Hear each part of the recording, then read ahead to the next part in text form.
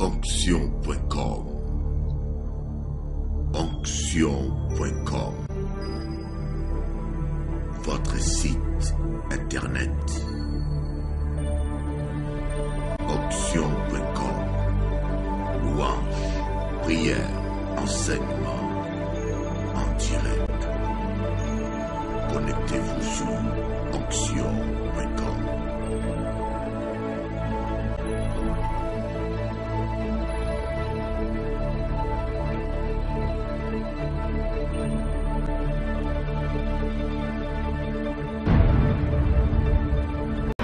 Amis téléspectateurs, c'est avec un grand plaisir que ce matin, je veux partager avec vous la parole de Dieu.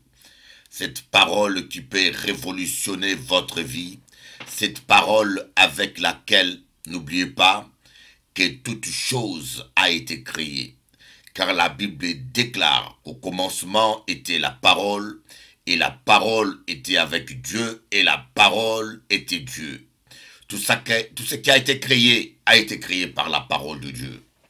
Mais aujourd'hui, je vais vous parler d'un sujet spécial qui s'intitule « La foi qui triomphe du monde ». La foi qui triomphe de la sorcellerie, la foi qui triomphe de l'occultisme, la foi qui triomphe de la magie, la foi qui triomphe des difficultés, de la crise financière. Oui, si vous avez la foi dans la parole de Dieu, si vous mettez foi en Dieu, vous allez triompher. Dans la parole de Dieu, dans 1 Jean 5, on dit tout ce qui est né de Dieu triomphe du monde. Et notre victoire, la victoire qui triomphe de ce monde, notre victoire, c'est notre foi.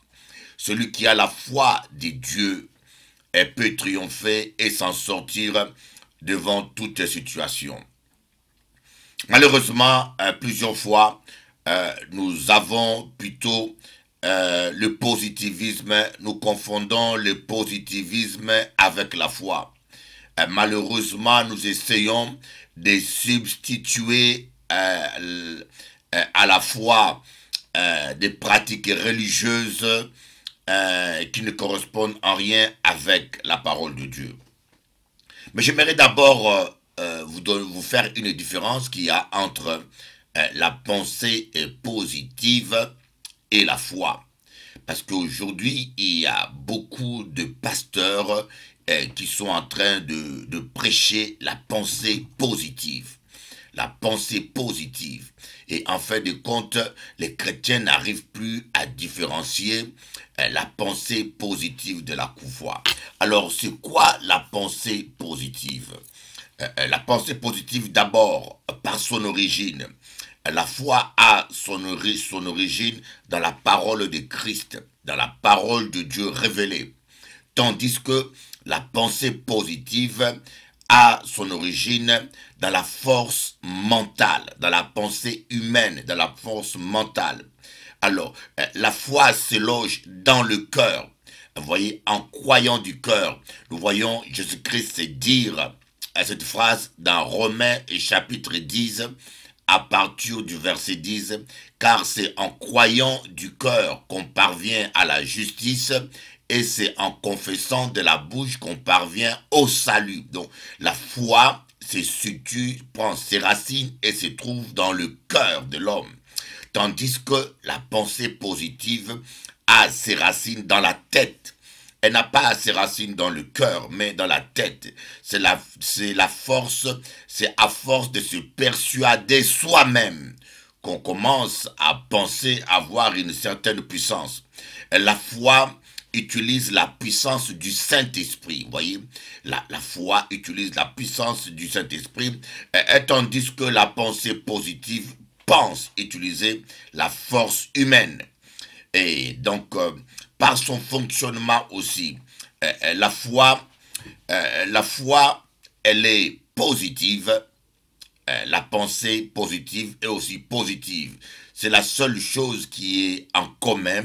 La foi est positive, la pensée positive aussi est positive. Et la foi fonctionne. Vous savez, la foi se manifeste par la pensée et par la confession et nos actes. Vous voyez, d'abord nous croyons, après nous pensons, parce que nous croyons, nous pensons d'une manière positive, et nous parlons, nous confessons d'une manière positive, et nous agissons dans le même sens. Tandis que la pensée positive, d'abord, elle pense, vous vous efforcez à penser positivement, vous vous efforcez à vous persuader d'abord, et puis vous créez une croyance positive dans votre mental.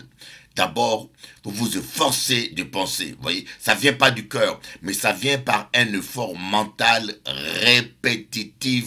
Vous persuadez vous-même. Et après, vous créez cette pensée positive dans votre mental. Donc, c'est très important parce que beaucoup de chrétiens croient avoir la foi, tandis qu'ils ont simplement une pensée positive. Ils ont, je dirais, une croyance positive. Pourquoi je vous dis ça? Parce que la foi n'échoue jamais. Vous ne pouvez pas avoir la foi et échouer. Vous voyez? Et ce n'est pas les prières religieuses qui apportent le miracle. Ce n'est pas parce que nous prions ou parce que nous parlons, on peut déclarer 10 000 fois « je suis victorieux ». Mais si vous ne croyez pas à la victoire, et croyez-moi, vous n'allez pas la vivre. Voyez, la foi, voyez, la pensée positive se persuade lui-même en répétant des paroles positives humaines, ou même des paroles positives et bibliques, alors que la foi vient du cœur. Alors, comme on dit que la foi vient du cœur, il faut que votre cœur soit en communion avec Dieu. Il faut que votre cœur soit dans la sainteté. La vraie foi naît et grandit dans la sainteté. Nous allons voir dans Matthieu chapitre 9, à partir du verset 20 jusqu'au verset 22. Matthieu chapitre 9, à partir du verset 20 jusqu'au verset 22. Et voici une femme atteinte d'une perte de sang depuis 12 ans, s'approcha par derrière et toucha le bord de son vêtement. Car elle se disait en elle-même, si je puis seulement toucher son vêtement, je serai guérie. Jésus se retourna et dit en la voyant, prends courage ma fille, ta foi t'a guérie. Et cette femme fut guérie à l'heure même. Voyez, Jésus n'a pas dit, prends courage ma fille, c'est moi qui t'a guéri. Non, il a dit, prends courage ma fille, ta foi t'a guéri. Voyez, le problème vient, le fait que beaucoup de chrétiens sont ignorants et ils prennent certains hommes de Dieu comme des kimboisers. Voyez, des kimboisers, les sorciers, les voyants, prétendent être des guérisseurs. Ils prétendent que c'est eux qui guérissent les gens, qu'ils ont un certain pouvoir pour guérir les gens. Mais un vrai homme de Dieu, il n'est pas un guérisseur. C'est la foi des gens qui guérit. C'est le Saint-Esprit qui a le pouvoir et la puissance, voyez. Et toute la gloire revient à Dieu. Jésus lui-même a dit à cette femme qui avait la perte de sang, prends courage ma fille, ta foi t'a guéri. Ta foi, c'est ta foi, ce n'est pas ma puissance, ce n'est pas mon expérience, mais c'est ta foi qui t'a guéri. Voyez, c'est votre foi qui reçoit la guérison, c'est votre foi qui reçoit la délivrance, c'est votre foi qui permet au Saint-Esprit d'entrer en action. Nous allons voir un deuxième verset dans Matthieu, toujours chapitre 9. On va lire le verset 28 au verset 29. Lorsqu'il fut arrivé à la maison, les aveugles s'approchèrent de lui et Jésus leur dit, « Croyez-vous que je puisse faire cela ?» « Oui, Seigneur, lui répondit-il. Alors il leur toucha leurs yeux en disant, « Qu'il vous soit fait selon votre foi. » Voyez, Jésus n'a pas dit, « Qu'il vous soit fait selon ma sainteté » ou « Qu'il vous soit fait selon ma force » ou qu'il vous soit fait selon ma puissance. Non, qu'il vous soit fait selon votre foi. Parce que Jésus avait la puissance, et Jésus avait la sainteté, Jésus avait tout ce qu'il fallait pour faire du bien aux gens. Mais Jésus dépendait de la foi des gens. Voyez, qu'il vous soit fait selon votre foi. Un jour, un chrétien m'a demandé, mais pasteur, comment expliques-tu un tel homme? Il a une vie désordonnée.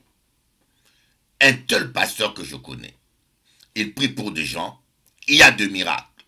Il prie pour des gens, il y a des guérisons. Mais je connais la vie de cet homme-là. Elle n'est pas en accord avec la parole de Dieu. Comment expliques-tu qu'il arrive à guérir les gens? Comment expliques-tu qu'il arrive à faire des miracles? Je lui dis, mais non, ce n'est pas lui qui fait des miracles. Ce n'est pas lui qui guérit les gens. C'est la foi des gens. Voyez, le travail du pasteur, le travail du prédicateur, c'est de prêcher la parole de foi, de vous amener à croire à la puissance de Dieu, de vous amener à croire que Dieu peut faire un miracle pour vous, de vous amener à croire que Dieu peut réellement vous guérir. C'est pour cela que c'est important d'écouter la parole de Dieu. Quand vous venez dans une église ou dans des réunions, ne venez pas qu'une seule fois. Il y a des gens qui viennent, dès qu'ils ne sont pas guéris le premier jour, ils ne reviennent pas. Mais ils n'ont pas compris le mécanisme de l'intervention divine, le mécanisme de la guérison divine. C'est d'abord votre foi qui doit être nourrie par la parole de Dieu, et cette parole va relever votre foi jusqu'à ce qu'un jour, votre foi soit capable d'opérer le miracle. C'est votre foi qui opère le miracle. C'est votre foi qui reçoit le miracle. Voilà pourquoi même Jésus va demander à ces aveugles, est-ce que vous croyez que je puis le faire? Est-ce que vous croyez que je peux le faire? Et ces aveugles ont dit oui, on croit. Et Jésus a touché leurs yeux en disant qu'il vous soit fait selon votre foi. D'où l'importance de la foi. D'où l'importance que vous puissiez venir dans nos réunions. Et d'où l'importance aussi que le pasteur puisse prêcher la parole de foi. Quand un pasteur prêche la pauvreté, les gens n'auront pas la foi dans la prospérité. Quand un pasteur prêche, Dieu vous fait malade, il prêche la maladie, les gens n'auront pas la foi à la guérison. Quand un pasteur ne prêche pas le miracle, les gens n'auront pas foi au miracle. C'est important d'aller dans une église où on prêche la foi, où on prêche la délivrance, où on prêche la parole de vie, la parole de foi qui peut révolutionner votre vie. Nous allons lire maintenant un dernier verset, Matthieu chapitre 21, à partir du verset 21 au 22. Jésus leur répondit, « Je vous l'ai dit en vérité, si vous aviez de la foi et que vous ne doutiez point, non seulement vous feriez ce qui a été fait à ce figuier, mais quand vous diriez à cette montagne, ôte-toi de là et jette-toi dans la mer, cela se ferait. Tout ce que vous demanderez avec foi par la prière, vous le recevrez. Tout ce que vous demanderez avec foi par la prière, vous le recevrez. Il n'a pas dit tout ce que vous demanderez avec larmes. Moi, quand j'étais plus jeune, je pensais que quand je versais beaucoup de larmes dans mes prières, et je m'efforçais à le faire, que Dieu aurait pitié de moi. Mais aujourd'hui que j'ai grandi avec l'expérience, j'ai compris que Dieu n'exauce pas les larmes. Dieu exauce la foi. Tout ce que vous demanderez avec foi, par la prière, vous le recevrez. Pas tout ce que vous demanderez avec les bougies, ou avec je ne sais pas quelle forme de prières répétitives, ou au nom de je ne sais quel saint. Tout ce que vous demanderez au Père, voyez, pas aux anges, pas aux saints, mais tout ce que vous demanderez au Père. La prière doit être adressée à Dieu le Père. Et tout ce que vous demanderez au Père avec foi, cela vous sera accordé. N'est-ce pas merveilleux croire en Dieu? N'est-ce pas merveilleux avoir une foi inébranlable dans ce Dieu de miracles, dans ce Dieu tout-puissant? Croyez-moi, j'aimerais vous dire, lisez la parole, méditez la parole, vous allez commencer à expérimenter la gloire de Dieu. Voyez, Job a dit, ce que je crains, voilà ce qui m'arrive. Ce que je crains, voilà ce qui m'arrive. Ça veut dire simplement que quand vous avez une foi négative, la peur, c'est la foi négative. La peur empêche Dieu d'agir. La peur empêche Dieu de se manifester. Et les choses que vous redoutez par la peur, quand vous avez peur de la mort, vous ouvrez porte à l'esprit de mort. Quand vous avez peur du sorcier, vous ouvrez la porte aux esprits de sorcellerie. Quelqu'un qui a peur d'un sorcier, c'est quelqu'un qui donne le pouvoir au sorcier. Pourquoi vous avez peur d'un sorcier? Parce que vous croyez qu'il est capable de vous toucher. Comme vous croyez qu'il est capable de vous toucher, il y a une loi divine qui dit qu'il vous sera fait selon votre foi. C'est la raison pour laquelle dans Romains chapitre 10, verset 10, la parole de Dieu dit, c'est en croyant du cœur qu'on parvient à la justice. Ça veut dire que c'est en croyant à la parole de Dieu qu'on ajuste sa foi. C'est en croyant dans son cœur qu'on ajuste sa foi avec la parole de Dieu. Voyez, quand vous ajustez votre foi avec la parole de Dieu, c'est comme si je dirais d'une manière imagée, c'est en branchant un appareil dans un secteur électrique que l'on se connecte avec l'électricité. Voyez, le Saint-Esprit, c'est notre électricité. C'est la troisième personne de la divinité. C'est la troisième personne de la Trinité et qui a la puissance sur terre, qui confirme la parole de Dieu, qui exécute la parole de Dieu sur terre. Jésus est à la droite du Père où il intercède pour nous et il nous a envoyé un consolateur, le Saint-Esprit, qui est là pour travailler avec nous, pour nous guider. Mais c'est lorsque nous croyons du cœur que nous nous connectons avec la puissance du Saint-Esprit. C'est lorsque nous ajustons notre foi à la parole de Dieu. Lorsque nous ajustons notre foi à la parole de Dieu, que l'on permet au Saint-Esprit de manifester la justice de la croix, de confirmer la parole de Jésus-Christ et de glorifier Jésus-Christ. C'est en croyant du cœur qu'on ajuste notre foi à la parole de Dieu, ainsi on permet au Saint-Esprit d'agir. Amen.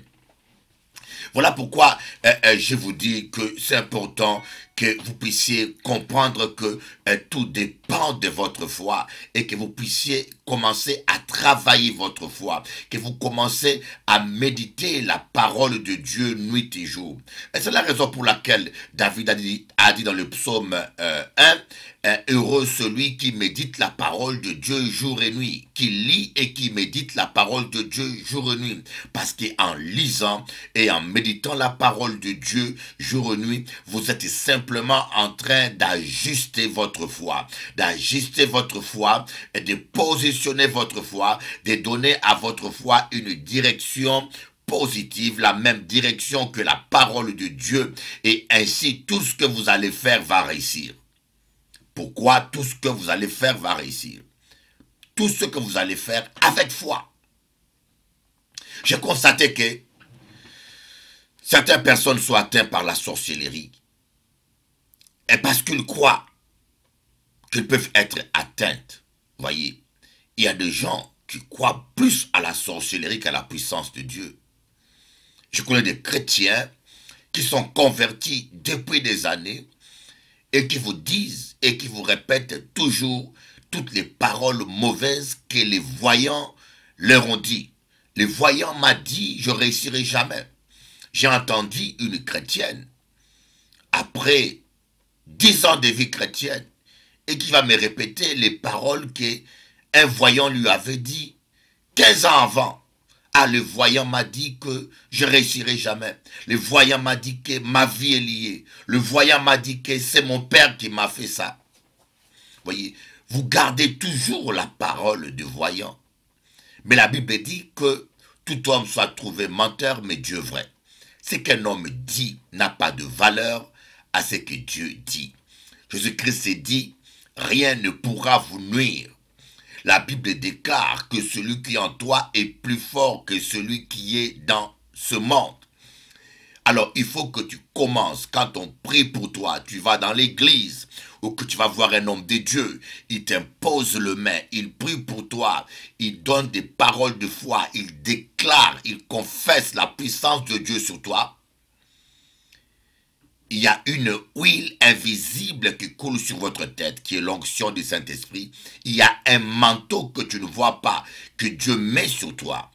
Et quand tu rentres à la maison, vous devez apprendre à confesser la parole de foi. Vous devez apprendre à confesser, je ne suis plus lié. Vous devez apprendre à confesser, je suis béni. Vous devez apprendre à confesser, le bonheur et la grâce m'accompagneront tous les jours. Vous devez apprendre à confesser, je réussirai ma vie. Vous devez apprendre à confesser, les démons ne plus en moi. Et vous savez, une des raisons pour laquelle certaines personnes ne sont jamais délivrées, parce qu'ils croient toujours qu'ils sont envoûtés ou possédés. Il y a des gens, j'ai remarqué ça, vous savez, ça fait plus de 40 ans que je connais la délivrance, que j'ai vu les premières délivrances et que je commençais à pratiquer la délivrance. J'ai eu à confronter le monde spirituel invisible, démoniaque. Et je peux vous dire que il y a des gens, quand vous leur posez les mains, ils sont délivrés dans l'église. Vous leur imposez les mains, ils sont délivrés dans l'église. Quand ils rentrent chez eux à la maison, qu'est-ce qui se passe? Ils ne croient pas qu'ils sont délivrés. Ils commencent à confesser au fond d'eux-mêmes qu'ils sont envoûtés. Et les démons qui étaient partis, lorsqu'ils reviennent, ils trouvent l'incrédulité dans son cœur. Ils reviennent encore 7 fois plus. Et des fois, ces gens disent, mais Bishop Eli, ma vie est en ordre, je n'ai commis aucun péché. Mais ils ne savent pas que l'incrédulité est un péché. L'incrédulité est la racine de tous les péchés. Quand vous doutez de votre... quand un démon ne plus en vous, qu'il a été chassé, et que vous continuez à croire qu'il est là, lorsqu'il reviendra, il vous trouvera avec une foi qui croit qu'il est là, spirituellement, justement, selon la justice, c'est en croyant du cœur qu'on parvient à la justice. Donc, il aura droit devant la justice divine d'entrer en vous. Parce que Dieu ne pourra pas se contredire pour vous sauver. Dieu ne peut pas se contredire. C'est la raison pour laquelle Jésus-Christ lui-même, avant de prier pour les malades, il leur demandait, est-ce que vous croyez? Il vous sera fait selon votre foi. Certaines personnes perdent leur guérison. Ils viennent à l'église, on leur impose le main. Ils sont guéris. Mais vous savez, il y a une différence entre la guérison et le miracle. Le miracle, c'est une intervention divine qui est au-delà des lois naturelles. C'est-à-dire que le Seigneur intervient d'une manière inexplicable. La guérison, le Seigneur détruit les germes de la maladie, mais la restauration revient naturellement. Ça demande du temps. Malheureusement, on n'enseigne pas cela aux chrétiens. Et des fois, le Seigneur lui-même agit s'il doit intervenir par un miracle ou par une guérison d'après la foi de la personne et d'après sa divine souveraine volonté.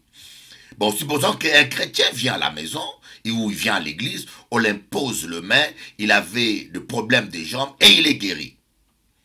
Il est guéri, mais la jambe va se restaurer doucement avec le temps. Donc certains symptômes ne partiront pas instantanément. Et je peux vous dire qu'il y a des chrétiens qui sont guéris, et quand ils rentrent dans leur maison, et que la guérison commence à venir avec le temps, et qu'ils sentent certains symptômes qui disparaissent et certains symptômes qui persistent encore, parce que ces symptômes partiront avec le temps. Ce genre de chrétiens, des fois, commencent à douter, commencent à se poser des questions. Est-ce que vraiment Dieu a fait quelque chose? Et parce qu'ils ont plus la foi sur les symptômes, sur ce qu'ils sentent, que sur la parole de Dieu, ils perdent leur guérison. Parce que l'incrédulité ouvre la porte. Dites-vous que l'incrédulité ouvre la porte aux démons de maladie. L'incrédulité ouvre la porte à la sorcellerie. L'incrédulité ouvre les portes à l'ennemi. Je me rappelle d'un enfant de Dieu. Il voulait faire quelque chose. Mais ça n'a pas marché. Et la porte a été fermée. Et pour lui, c'était un échec. Et ce frère va me dire, ah, les sorciers m'ont bloqué la porte. Les sorciers sont arrivés à fermer mon chemin. Alors que ce n'était pas du tout ça. Par le Saint-Esprit, j'ai vu, ce n'était pas les sorciers, c'est Dieu qui avait fermé la porte. Dieu avait fermé cette porte simplement parce que le chemin qu'il avait pris, la direction que ce frère avait pris n'était pas une bonne direction. Et que si le projet de ce frère avait réussi, il allait entrer dans de plus graves problèmes. Et pour l'épargner ces difficultés, Dieu a fermé la porte parce que Dieu avait une porte, un autre chemin meilleur que cela. Vous voyez que des fois, nous glorifions le diable, nous donnons trop de pouvoir au diable. Nous confessons trop de pouvoir. Une chrétienne m'a dit, Bishop Eli, viens prier pour moi, mais sache que mon cas est difficile. Mon démon, il est fort. Vous voyez, quand vous confessez que votre démon, il est fort, vous êtes simplement en train de le fortifier. Vous êtes simplement en train de l'encourager. Voyez, vous êtes simplement en train de le glorifier. Confessez plutôt que votre Dieu, il est fort. Confessez plutôt que votre Dieu, il est capable. Confessez plutôt que votre Dieu peut changer la situation. Confessez que votre Dieu, il est tout-puissant. Alléluia. Voilà un peu ce que je voulais partager avec vous aujourd'hui. Ce n'est pas les bougies, ce n'est pas le temps de prière que vous passez qui peuvent changer quelque chose. Ce n'est pas le nombre de paroles que vous confessez qui détermine votre victoire. Ce n'est pas la quantité de jeûnes que vous faites qui détermine l'intervention divine. C'est votre foi. Mais votre foi dépend, c'est vrai, du temps que vous passez dans la présence de Dieu. Votre foi dépend du temps que vous passez dans la présence de Dieu, dans des jeûnes, dans des prières et dans des méditations.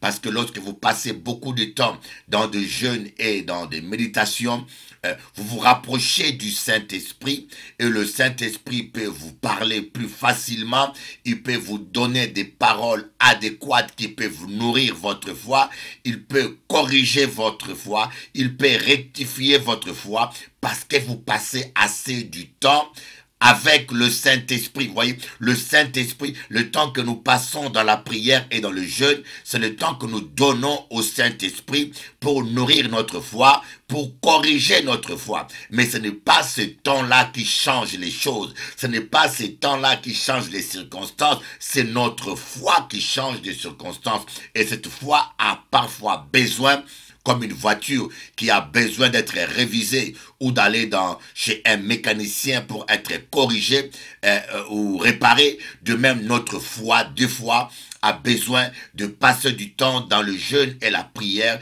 dans la présence de Dieu pour qu'elle soit guérie, corrigée, rectifiée. Croyez dans la parole de Dieu. Voyez, des fois, au lieu de croire dans la parole de Dieu, nous croyons dans l'homme. Nous croyons dans l'homme, nous croyons dans des méthodes, nous croyons dans des bougies, nous croyons dans des objets, alors qu'il suffit simplement de croire dans la parole de Dieu, d'avoir la foi de Dieu. Vous voyez, Dieu au commencement, il a dit que la lumière soit et la lumière fut. Il n'avait pas besoin de bougies, il n'avait pas besoin des objets intermédiaires, il n'avait besoin de rien que du Saint-Esprit et de sa parole. Et vous n'avez besoin de rien que du Saint-Esprit et de la parole de Dieu. Amen. Remarquez bien, Un jour, Jésus voulait aller prier pour quelqu'un qui était malade. Vous voyez, il voulait prier pour le serviteur d'un homme qui était malade. Et il voulait aller imposer les mains à ce malade. Mais la foi de ces officiers romains a permis à Jésus de gagner du temps. Vous voyez, cet officier romain a dit, Seigneur, ce n'est pas nécessaire que toi, tu te déplaces. Ce n'est pas nécessaire que tu marches, que tu perdes autant de temps, que tu fasses autant de kilomètres pour aller imposer les mains. Dis simplement une parole et mon serviteur sera guéri. La Bible dit que Jésus a admiré la foi de cet homme. Pourquoi il a admiré? Parce que c'est la foi de Dieu. C'est la foi que Dieu a manifestée à la création. Dieu a dit une parole et la chose fut. Jésus a admiré cela. Et Jésus a dit à cet homme qu'il te soit fait selon ta foi. Et la Bible dit qu'à l'heure même, je vous dis bien à l'heure même, le serviteur fut guéri. Le serviteur fut restauré. Vous voyez, votre foi va vous permettre de gagner du temps. Votre foi va vous permettre de vivre la gloire de Dieu. Votre temps va permettre à Dieu de libérer votre famille. Alors, arrêtez de confesser le pouvoir de la sorcellerie. Arrêtez de confesser que vous êtes liés. Arrêtez de confesser que votre famille est maudite. Arrêtez de confesser que vous n'avez pas de chance. Arrêtez de confesser que votre vie est bloquée. C'est vrai, votre vie est bloquée. Peut-être elle a été bloquée. Mais une fois qu'on a prié pour vous, une fois qu'on a prié pour vous, apprenez à saisir par la foi. Apprenez à saisir par la foi votre délivrance et à confesser par la foi.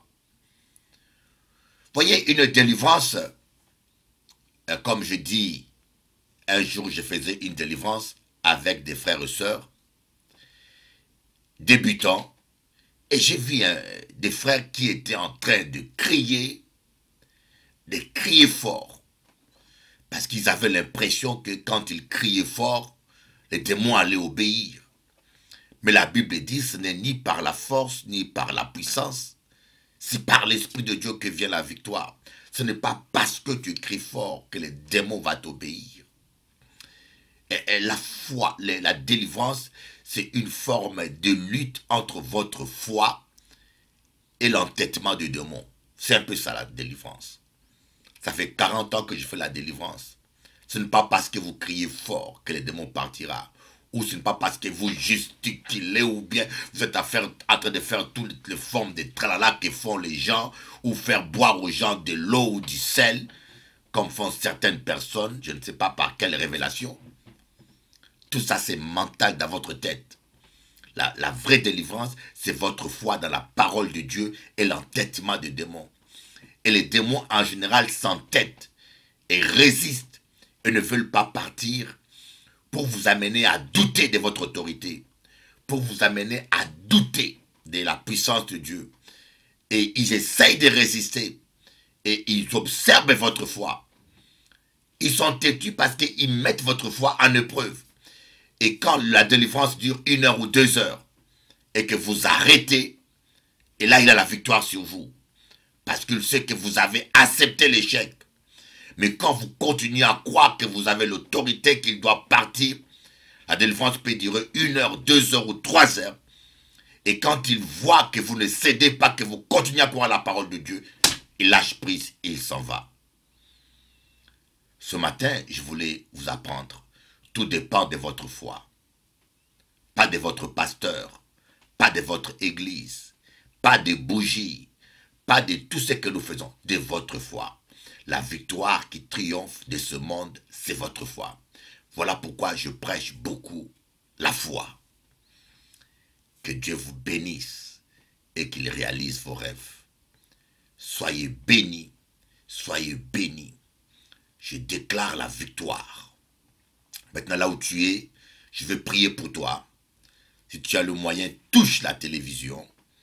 Si tu ne peux pas toucher la télévision, lève ta main de ton lit de l'hôpital vers la télévision. S'il y a un mort, un jeune enfant, Dieu m'a dit qu'il y aura une résurrection des morts en direct de la télévision. Je vous dis, il y aura une résurrection des morts en direct de la télévision et ce miracle va bouleverser la Guadeloupe, la Martinique et la France. S'il y a un jeune homme qui est mort et que toi, sa mère ou son père, vous croyez que Dieu est capable, impose ta main. Quand je vais souffler, il va se lever, il va ressusciter. Parce que Jésus nous a demandé de ressusciter les morts. Ferme tes yeux. Au nom de Jésus, je déclare la victoire de la croix. Dis au nom de, répète ça, au nom de Jésus. J'ai saisi ma guérison. Je déclare que je suis guéri. Je déclare que j'ai la victoire.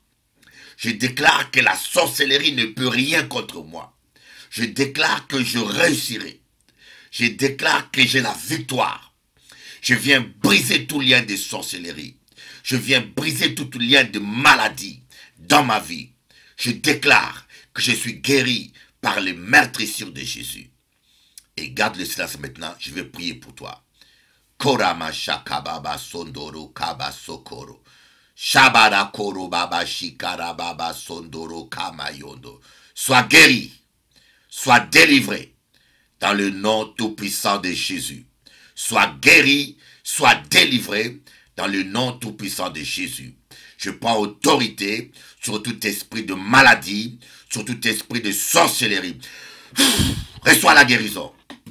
Shabaraba sokoro baba. Reçois ta guérison maintenant au nom de Jésus. Esprit de mort, esprit de maladie, sors de ce corps et sois guéri maintenant. Et maintenant, j'ordonne à cet enfant de ressusciter au nom de Jésus. Réveille-toi maintenant. Je souffle sur toi le souffle de vie. Lève-toi maintenant de ton lit. Dans le nom de Jésus. Dans le nom de Jésus. Dans le nom de Jésus-Christ. Merci Seigneur. À toi la puissance. À toi la gloire. Soyez bénis. Que Dieu vous bénisse et à bientôt.